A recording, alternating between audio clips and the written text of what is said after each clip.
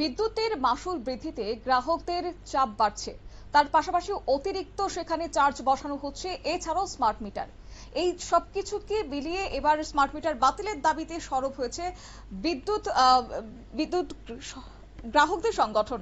বিদ্যুৎ মাশুল কমানো, স্মার্ট মিটার বাতিল সহ 7 দফা দাবিতে আগরতলায় কনভেনশনের আয়োজন করেছে ত্রিপুরা ইলেকট্রিসিটি কনজিউমার্স অ্যাসোসিয়েশন।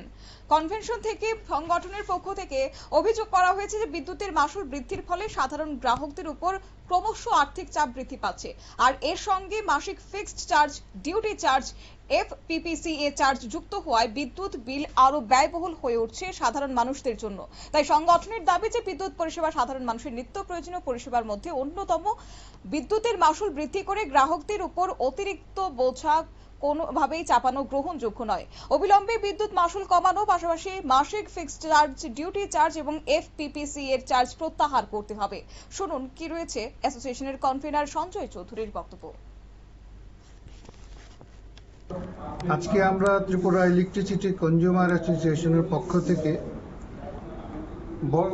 বর্ধিত বিদ্যুৎ মাশুল, ফিক্সড চার্জ, ডিউটি চার্জ, এফপিপিসিএ যেটা ফুয়েল চার্জ হিসেবে ধরে, এই সমস্ত চার্জের নামে যে বাড়তি টাকা আদায় হচ্ছে সেগুলি প্রত্যাহার এবং স্মার্ট মিটার বাতিলের দাবিতে আজকে আমাদের এই কনভেনশন। সরকারের তরফে যে ঘোষণা ছিল বা ঘোষণা দেওয়া হয়েছে সেটাকে আপনারা সমর্থন করেন বা আপনারা খুশি কিনা? দেখুন, সরকারে যে উদ্যোগটা নিয়েছে সেটা একটা ভাষা, তবু আমরা যতটুকু ওনারা একটা উদ্যোগ নিয়েছেন একটা ভর্তুকির জন্য আমরা সাধুবাদ জানাই, কিন্তু তার পাশাপাশি এও বলছি যে এই যে ভর্তুকি ওনারা দিবেন বলেছেন, ওটা বিদ্যুৎ মাশুল যে বর্ধিত বিদ্যুৎ মাশুল নাকি তার আনুষঙ্গিক চার্জ, সেটা ওনাদের পরিষ্কার করা উচিত।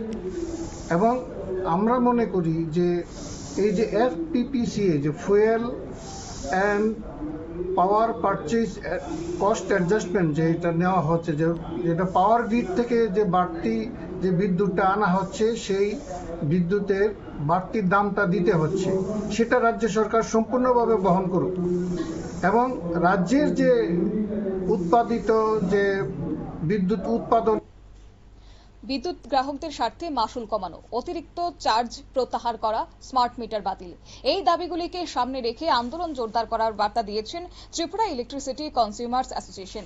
এদিনের কনভেনশন থেকে সর্বমোট 7 দফা দাবি তুলে ধরে সংশ্লিষ্ট কর্তৃপক্ষের কাছে আবেদন রেখেছে সংগঠন। নিয়ে নিশ্চিত ছোট্ট একটি বিজ্ঞাপন বিরতির সঙ্গে থাকুন।